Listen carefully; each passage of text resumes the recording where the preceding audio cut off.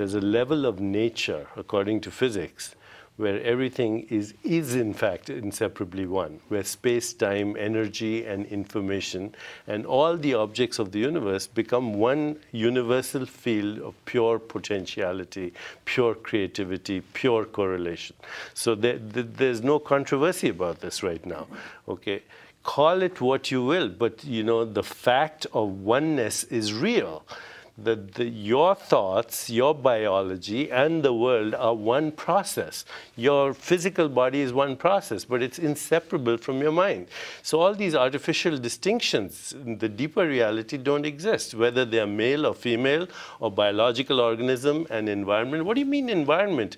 That tree is your lungs. If it didn't breathe, you wouldn't breathe. This air, this atmosphere is your breath. This earth is recycling as your body. Those rivers are your circulation. Why do you call it the environment? It's your body. You have a personal body, you have a universal body, and they're both equally yours. Because without one, the other wouldn't exist. So this dualism is the very basis of all the problems we have.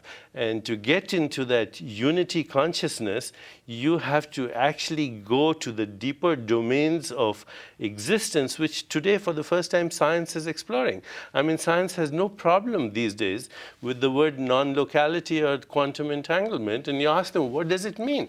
They say that everything is one.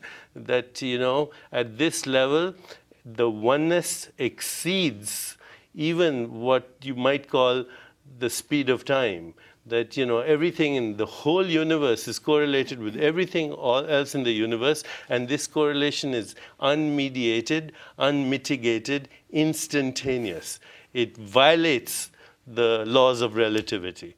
Read the Scientific American this year with cover story with Einstein on the cover says, was Einstein wrong? Because, you know, Einstein could not accept certain things, including non-locality, observer effect, uncertainty. There were lots of things that Einstein didn't accept, which now turn out to be true.